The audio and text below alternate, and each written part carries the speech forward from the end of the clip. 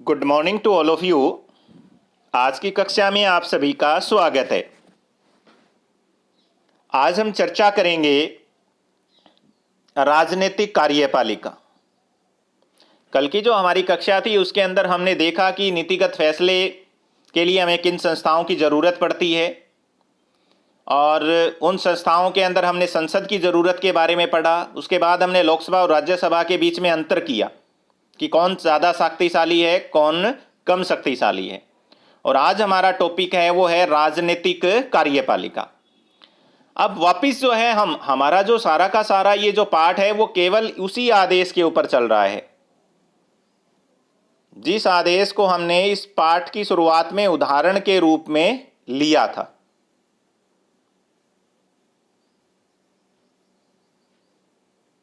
उदाहरण के रूप में हमने इसको लिया था, अध्याय की हमने शुरुआत की थी। तो वापिस हम उसी आदेश के ऊपर आते हैं। जिस व्यक्ति ने उस आदेश के ऊपर हस्ताक्षर किए थे उस व्यक्ति ने वो निर्णय नहीं लिया था। हमने उस आदेश को जब पढ़ा, उस आदेश के बारे में विस्तार से जब चर्चा की, तो हमें यह पता लगा उस आदेश के ऊपर जिस व्यक्ति ने हस्ताक्षर किए थे उस व्यक्ति ने वो फैसला नहीं लिया था।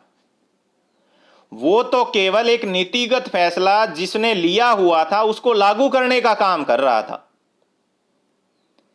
जिसे किया किसी और ने था। हमने यह फैसला करने में किसकी भूमिका देखी थी? प्रधानमंत्री की।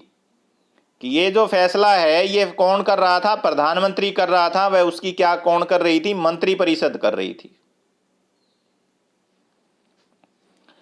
लेकिन हम यह भी जानते हैं कि प्रधानमंत्री केवल तभी कर रहा था, उसकी जो मंत्रिपरिषद थी यह निर्णय तभी कर रही थी जब तक उसे लोकसभा में क्या था? बहुमत हासिल था।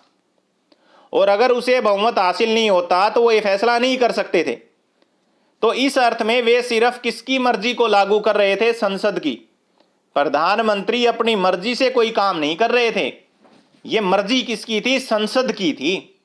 और संसद में लोग कौन बैठे हुए थे? जनता के चुने हुए प्रतिनिधि।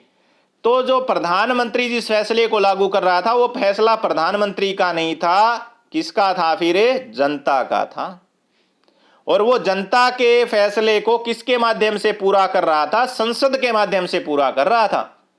और वो संसद के माध्यम से तब तक पूरा करेगा जब तक उसे संसद में बहुमत हासिल होगा। और बहुमत उसे कौन दिलाता है? जनता दिलाती है। तो इस तरह से किसी भी सरकार के विभिन्न सत्रों पर हमें ऐसे अधिकारी मिलते हैं जो रोजमर्रा के फैसले करते हैं, लेकिन हम ये नहीं कह सकते कि वे जनता द्वारा दिए गए सबसे बड़े अधिकारों का क्या कर रहे हैं? इस्तेमाल कर रहे हैं। लेकिन अगर इन सभी अधिकारियों को अगर सामूहिक रूप से अगर हम देखें तो किसके रूप में जानते हैं? कार्यपालिका के रूप में। क्योंकि ये काम कर रहे हैं, नीतियां क्या कर रहे हैं? बना रहे हैं। नीतियों को लागू करने में अपना क्या दे रहे हैं? योगदान दे रहे हैं। तो इस प्रकार की जो कार्यपालिका होती है उसको हम क्या कहते हैं? राजनीतिक कार्यपालिका कहते हैं। जो प्रधानमंत्री होता है उसको हम क्या कहते हैं? राजनीतिक कार्यपालक कहते हैं। तो सरकार की नीतियों को कार्य रूप देने के कारण, सरकार की जो नीति होती है उसको कार्य रूप देने के कारण जो है उसे क्या बोला जाता है? कार्यपालिका बोला जाता है। अब इस तरह से हम सरकार की जब बात करते हैं तो हमारा तात्पर्य क्या हो जाता है कि सरकार के बारे में आम तौर पर किससे काम लेते हैं हम? कार्यपालिका से। अब ये जो कार्यपालिका होती है ये दो तरीके की होती है। कितने तरीके की होती है? दो तरीके की। अब वो दोनों तरीके की जो कार्यपालिका है वो हमने उस कानून को बनाने और लागू करने में देख ली। एक तो है राजनीतिक कार्यपालिका।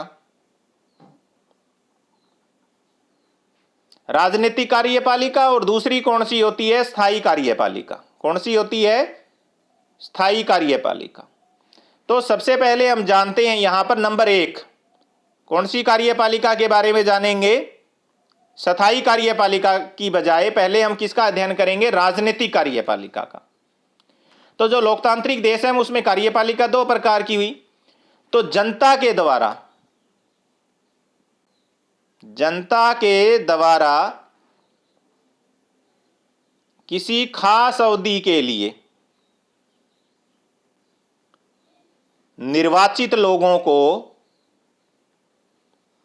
राजनीतिक कार्यपालिका कहते हैं। अभी मैंने बताया था वो राजनीतिक कार्यपालक कौन था, प्रधानमंत्री था, उसके मंत्री थे, राष्ट्रपति था, राज्यसभा के सदस्य थे, लोकसभा के सदस्य थे। वो सारे किस में आते हैं? राजनीतिक कार्यपालिका में आते हैं। और ये हाँ मैंने एक चीज लिखी है, खास अवधि। खास अवधि क्यों है? क्योंकि इनका चुनाव 5 वर्ष के लिए किया जाता है। उसके बाद अगर दोबारा इनका चुनाव नहीं होता, जनता इनमें विश्वास नहीं करती, तो ये व्यक्ति जो है राजनीतिक कार्यपालिका का हिस्सा नहीं बन सकते। दूसरी ओर बात अब हम करते हैं कि स्थायी कार्यपालिका कौन सी होती है।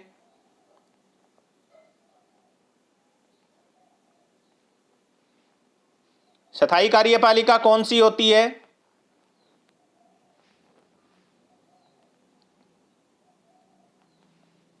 हम किसके बारे में जान रहे हैं? यहां स्थायी कार्यपालिका के बारे में जान रहे हैं। तो स्थायी जो कार्यपालिका वो क्या होती है? जिन्हें लंबे समय के लिए नियुक्त किया जाता है, जो सरकार की नीतियों को जनता पर लागू करते हैं, उनको स्थायी कार्यपालक कहते हैं। और ये व्यक्ति कभी भी जो है सरकार बदलने पर अपने पद से नहीं हटते हैं। अपने पदों के ऊपर सरकार चाहे बदल जाए, ये व्यक्ति कब तक रहते हैं? 58 वर्ष की आयु तक। निर्धारित जो इनकी आयु होती है काम करने की, उस समय तक ये अपने पद के ऊपर बने रहते हैं। तो ये स्थायी हैं। जबकि राजनीतिक जो कार्यपालिका होती है वो स्थायी नहीं होती है। लेकिन यदि हम अधिकारों की बात करें, ये अपने पद के ऊपर बने रहते हैं, लेकिन फिर भी अगर इनकी कार्य की बात करें, इनके ताकत की अगर हम बात करें, तो जो राजनीतिक जो कार्यपालिका है उसमें काम करने वाले जो लोग हैं वो प्रशासन में काम करने वाले लोगों से ज्यादा महत्वपूर्ण होते हैं। और आप यह देख भी रहे होते हैं कि जो मंत्री जो होता है वो नौकरशाह से क्या होता है? महत्वपूर्ण होता है। नौकरशाह कोई भी फैसला नहीं ले सकता, जबकि मंत्री क्या ले सकता है? फैसला। और नौकरशाह को मंत्री के फैसले को क्या करना पड़ता है? मानना पड़ता है। मंत्री जो है जो भी फैसला करता है उसको किसको मानना पड़ता है? सॉरी, नौकरशाह को मानना पड़ता है। अब यहां बात आ जाती है प्रधानमंत्री ज्यादा प्रभावशाली क्यों है? वो तो इतना पढ़ा लिखा भी नहीं है। क्योंकि अगर हम कंपैरिजन करें तो नौकरशाह होता है वो अधिक पढ़ा लिखा होता है और उसे अपने विषय का पूरा ज्ञान होता है, जबकि मंत्री जो है अनपढ़ भी हो सकता है और उसे अपने विषय का तकनीकी ज्ञान भी नहीं हो सकता। वो स्वास्थ्य मंत्री तो बन सकता है, लेकिन हो सकता है उसने डॉक्टर की डिग्री हासिल ना कर रखी हो। तो कारण क्या है इसके पीछे कि मंत्री ज्यादा पावरफुल क्यों होते हैं? अब उसके पीछे सबसे बड़ा जो कारण होता है, उसकी वजह यह होती है कि किसी भी लोकतंत्र के अंदर जनता की जो इच्छा होती है वो सर्वोपरि होती है। किसी भी लोकतंत्र में जनता की इच्छा क्या होती है? सर्वोपरि होती है। और जो मंत्री जो लोग बनते हैं वो जनता के द्वारा क्या होते हैं? चुने जाते हैं। इस तरह से उसे जनता की ओर से उसकी इच्छाओं को लागू करने का क्या मिलता है? अधिकार मिलता है। और वो अपने फैसले के नतीजे के लिए लोगों के प्रति क्या होता है? जिम्मेवार होता है। जबकि नौकरशाह जो है वो लोगों के प्रति इतना जिम्मेवार नहीं होता। और मंत्री ही इस ढांचे और उद्देश्य को क्या करता है? तय करता है, जिसमें नीतिगत क्या लिए जाते हैं? फैसले लिए जाते हैं। किसी भी मंत्री से मंत्रालय के मामले का विशेषज्ञ होने की तो उम्मीद नहीं होती है। मैंने अभी बताया कि स्वास्थ्य मंत्री है, कोई जरूरी नहीं कि वो डॉक्टर है, लेकिन वे एक से अधिक विकल्प जो है मंत्री के सामने क्या करते हैं? पेश करते हैं। क्योंकि वो किससे सलाह ले लेता है? विशेषज्ञों से। किससे सलाह लेगा? विशेषज्ञों से सलाह लेगा, जो उसको क्या करेंगे? एक से अधिक विकल्प देंगे। और मंत्री जो अपने उद्देश्यों के मुताबिक उनमें से क्या ले लेता है? निर्णय ले लेता है। और दरअसल ऐसा हर बड़े संगठन में होता है। जो पूरे मामले को भलीभांति समझते हैं वही सबसे महत्वपूर्ण क्या लेते हैं? फैसले लेते हैं। विशेषज्ञ कभी नहीं लेते। विशेषज्ञ तो केवल रास्ता बता सकते हैं, लेकिन व्यापक नजरिया रखने वाला व्यक्ति ही क्या करता है, मंजिल के बारे में फैसला करता है। और लोकतंत्र के अंदर निर्वाचित मंत्री इस व्यापक नजरिए वाले व्यक्ति की क्या निभाते हैं, भूमिका निभाते हैं।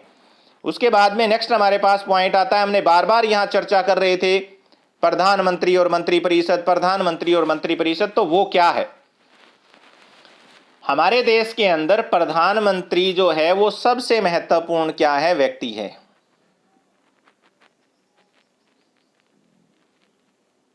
सबसे महत्वपूर्ण राजनीतिक व्यक्ति है हमारे देश में प्रधानमंत्री, क्योंकि जितनी भी शक्तियां संविधान में हैं उन सभी का प्रयोग प्रधानमंत्री अपनी मंत्रिपरिषद की सहायता से करता है। और प्रधानमंत्री की नियुक्ति कौन करता है, राष्ट्रपति करता है।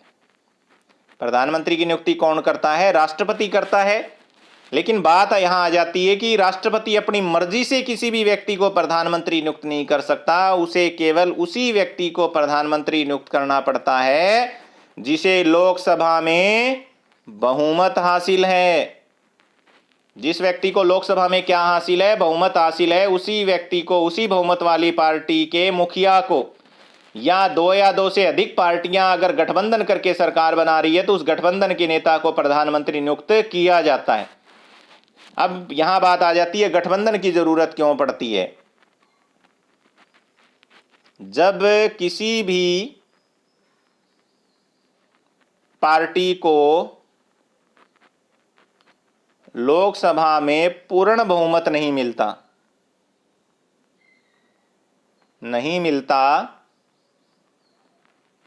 तो दो से अधिक पार्टियां मिलकर के जब किसका निर्माण करती है, सरकार का, तो उसे क्या बोलते हैं, गठबंधन सरकार बोलते हैं।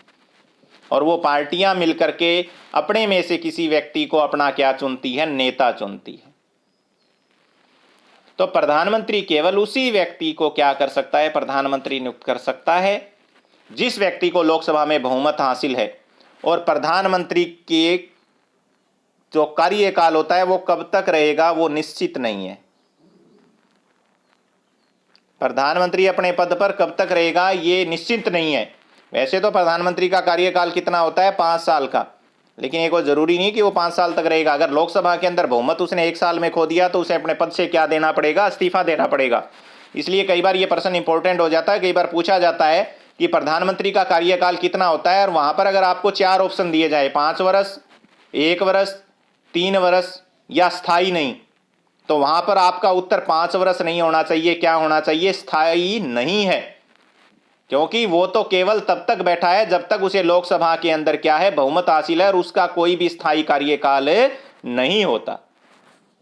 जब प्रधानमंत्री की नियुक्ति कौन कर देता है, राष्ट्रपति कर देता है, तो फिर प्रधानमंत्री क्या करता है, प्रधानमंत्री अपने मंत्रियों का चुनाव करता है और मंत्रिपरिषद का क्या करता है, निर्माण। और जिन व्यक्तियों को वो मंत्री नियुक्त करता है, अपने मंत्रिपरिषद में शामिल करता है, उन सभी व्यक्तियों के नाम किसके पास भेज दिए जाते हैं, राष्ट्रपति के पास। और राष्ट्रपति उन्हें मंत्री पद की क्या दिलवा देता है, शपथ दिलवा देता है। तो जो मंत्रिपरिषद होती है ये कई मंत्रियों का समूह होती है।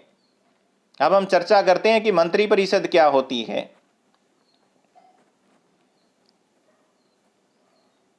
प्रधानमंत्री द्वारा जो निर्णय लिए जाते हैं उनमें उनको सलाह देने वाले व्यक्तियों के समूह को मंत्रिपरिषद कहते हैं।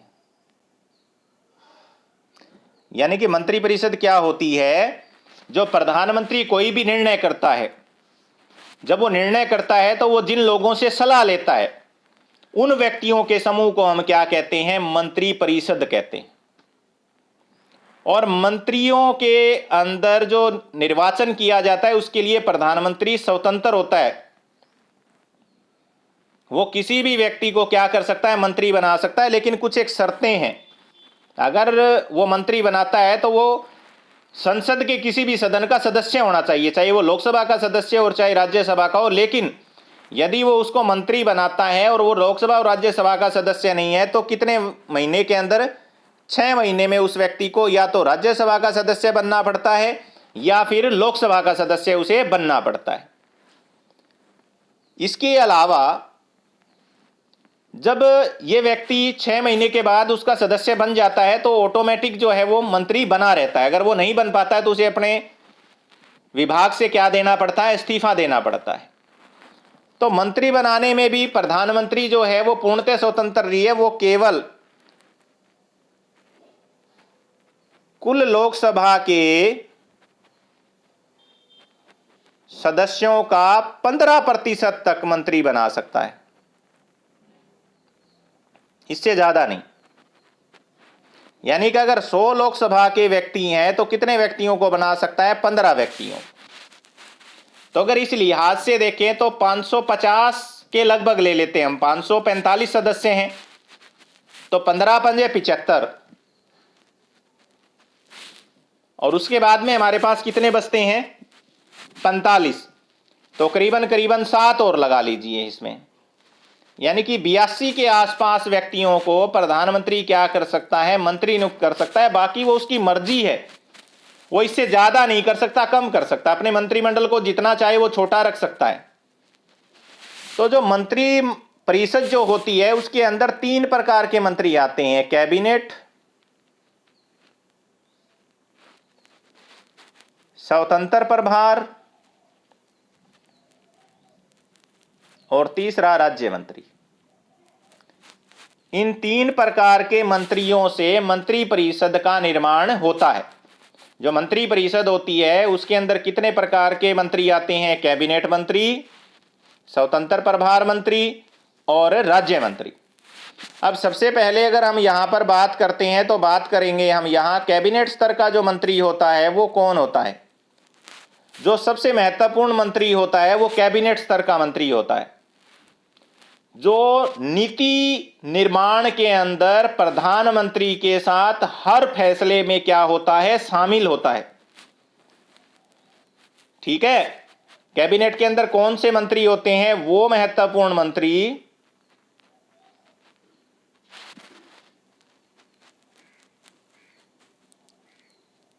जो प्रधानमंत्री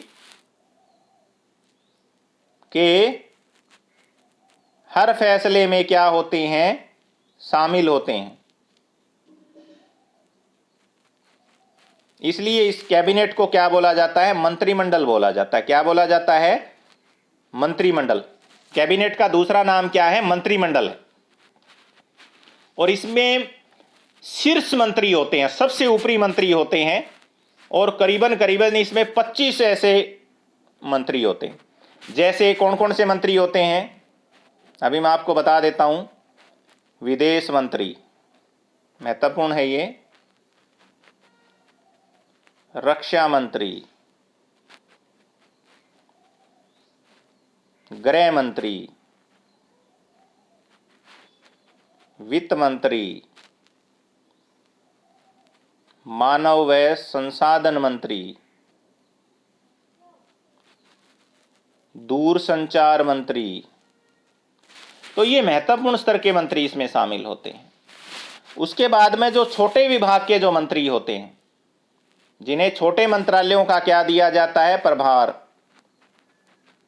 स्वतंत्र प्रभार, यानी कि छोटे मंत्रालयों के जो मंत्री होते हैं, और इन्हें कभी कभी जो है विशेष रूप से जो है मंत्रिमंडल की बैठक में हिस्सा लेने के लिए बुलाया जाता है, कैबिनेट की जब होती है। और अंतिम है हमारे पास तीसरा, राज्य मंत्री। और ये कौन होता है, ये जो कैबिनेट स्तर के मंत्री होते हैं उनके अधीन काम करते हैं, कैबिनेट मंत्री के अधीन वह जुड़कर काम करते हैं। क्योंकि जैसे कि वित्त मंत्रालय है, बहुत बड़ा मंत्रालय है, तो उसके अंदर नीचे जो है छोटे जो है स्तर के क्या बनाए जाते हैं, मंत्री बनाए जाते हैं, राज्य स्तर के, जिसको वित्त राज्य मंत्री बोला जाता है, रक्षा राज्य मंत्री जिसको बोला जाता है। तो वो छोटे होते हैं, उनको जो है शक्तियां क्या होती है, कम प्राप्त होती है। तो चूंकि जो है सारे जो मंत्री होते हैं वो नियमित रूप से मिलकर के हर बात के ऊपर क्या नहीं कर पाते हैं, चर्चा कर पाना क्या हो जाता है, मुश्किल हो जाता है सबके साथ, और सबकी सहमति लेना भी क्या हो जाती है, मुश्किल हो जाती है। इसलिए जितने भी निर्णय होते हैं महत्वपूर्ण, उसको कहां पर लिया जाता है, कैबिनेट में लिया जाता है, कैबिनेट मिनिस्टरों में लिया जाता है। प्रधानमंत्री और कैबिनेट मिलकर के इन फैसलों को क्या करती है, लेती है। अब मंत्रियों की राय और विचार अलग अलग हो सकते हैं, लेकिन सबको किसका फैसला मानना होता है, कैबिनेट का फैसला मानना होता है। और भले ही कोई फैसला किसी दूसरे मंत्रालय या विभाग का हो, लेकिन कोई भी मंत्री सरकार के फैसले की क्या नहीं कर सकता, खुली आलोचना नहीं कर सकता। यह नियम है, बाध्यता है। कई बार ये प्रश्न आ जाता है कि सत्ता के जो मंत्री होते हैं उनके ऊपर कौन सी पाबंदियां होती है, और हर मंत्रालय के अंदर हर मिनिस्टर को क्या दिया जाता है, एक सचिव दिया जाता है, जो कौन होता है, नौकरशाह होता है, जो उसे समय समय पर क्या देता है, सलाह देता है। और यह सचिव फैसला करने के लिए मंत्री को जरूरी क्या देता है, सूचना मुहैया करवाता है। इसके अलावा जो है कैबिनेट की मदद के अंदर कैबिनेट जो है सचिवालय करता है, सेक्रेटेरिएट का निर्माण भी किया जाता है। उसमें कई वरिष्ठ नौकरशाह क्या होते हैं, शामिल होते हैं, जो विभिन्न मंत्रालयों के बीच समन्वय स्थापित करने की क्या करते हैं, कोशिश करते हैं। उसके बाद नेक्स्ट हमारा जो पॉइंट आता है वो आता है प्रधानमंत्री को कौन कौन से अधिकार मिले हुए होते हैं। तो अगर संविधान के अंदर हम प्रधानमंत्री और मंत्रियों के अधिकारों की अगर बात करें और एक दूसरे के संबंध में भी अगर हम तुलना करते हैं तो कुछ भी नहीं कह सकते। लेकिन अगर सरकार प्रमुख होने के नाते अगर हम प्रधानमंत्री के पास क्या होते हैं, व्यापक अधिकार होते हैं। कौन कौन से अधिकार होते हैं, सबसे पहला कैबिनेट की बैठक बुलाने का अधिकार होता है।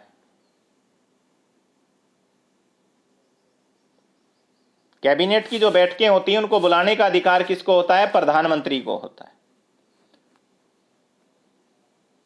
मंत्रियों की नियुक्ति, जितने भी मंत्री परिषद के अंदर मंत्री होते हैं उनकी नियुक्ति कौन करता है, प्रधानमंत्री।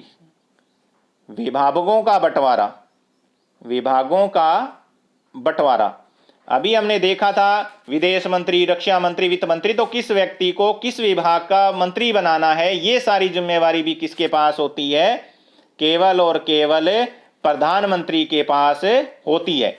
इसके अलावा वो क्या करता है, नंबर 4, विभागों में समन्वय स्थापित करना, कि जो जितने भी विभाग हैं उनके अंदर समन्वय स्थापित करता है ताकि सुचारू रूप से देश का प्रशासन क्या किया जा सके, चलाया जा सके।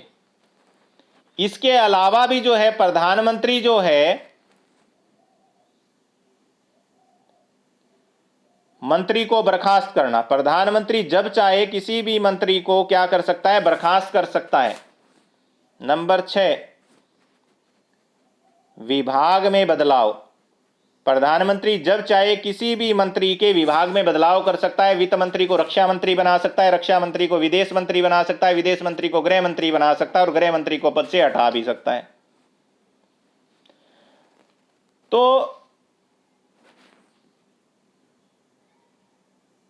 एक पॉइंट पर और चर्चा करते हैं, नीतिगत फैसले। जितने भी नीतिगत फैसले लिए जाते हैं वो किसके द्वारा लिए जाते हैं, प्रधानमंत्री के द्वारा लिए जाते हैं। तो हम देखेंगे कि जो संसदीय जो लोकतंत्र है उसके अंदर जो प्रधानमंत्री का जो पद है उसके जो अधिकार हैं वो बहुत ज्यादा है, और इसलिए सरकार को क्या बोला जाता है, प्रधानमंत्री सरकार बोला जाता है। तो राजनीति के अंदर जितने भी राजनीतिक दल और पार्टियों की जो भूमिका बढ़ती है उसके अंदर प्रधानमंत्री पार्टी के जरिए कैबिनेट और संसद को क्या करता है, नियंत्रित करने का काम वहां पर करता है। मीडिया जो है वो राजनीति और चुनाव को पार्टियों के वरिष्ठ नेताओं के बीच प्रतिस्पर्धा करके भी क्या करती है, पेश करती है। तो अगर हम भारत के पहले प्रधानमंत्री की यहां बात करें, जवाहरलाल नेहरू ने ढेर सारे अधिकारों का इस्तेमाल किया क्योंकि उसका जनता के ऊपर क्या था, प्रभाव था। जिस मिनिस्टर का जनता के ऊपर ज्यादा प्रभाव होता है, प्राइम मिनिस्टर का, वो ज्यादा से ज्यादा अधिकारों का क्या करता है, इस्तेमाल। उसके बाद आपने देखा होगा श्रीमती इंदिरा गांधी ने भी अपने व्यापक अधिकारों का इस्तेमाल किया। जो उसके सहयोगी थे मंत्री परिषद के या उस सरकार के अंदर वरिष्ठ जो लोग थे उनसे ज्यादा जो है पावरफुल कौन रहती थी, प्रधानमंत्री रहती थी। लेकिन हाल ही के वर्षों के अंदर प्रधानमंत्री के पद का जो है क्या हुआ है, अवसान हुआ है, कमी आई है उस पद के अंदर अधिकारों में। क्यों हुई है? क्योंकि बहुत बार किसी भी पार्टी को क्या नहीं मिलता है, लोकसभा में स्पष्ट बहुमत नहीं मिलता, स्पष्ट बहुमत नहीं मिलता, तो कौन सी सरकार बनानी पड़ती है? गठबंधन की। और गठबंधन की सरकार में प्रधानमंत्री दूसरी पार्टी के सदस्यों के विचारों को मानने के लिए क्या हो जाता है? बाध्य हो जाता है। क्या हो जाता है? बाध्य हो जाता है, और उसे उन सभी की राय क्या करनी होती है? माननी होती है। तो इस प्रकार हम देखते हैं, क्योंकि उसे पता होता है कि उनके समर्थन के ऊपर उसकी सरकार टिकी है। अगर उन्होंने उनकी बातें नहीं मानी, तो अगर उन्होंने अपना समर्थन वापस ले लिया, तो उसकी सरकार क्या हो जाएगी? गिर जाएगी। नेक्स्ट हमारे पास जो पॉइंट आता है वो आता है राष्ट्रपति, और इसके बारे में हमारी आगे की कक्षा में अध्ययन करेंगे। Thank you.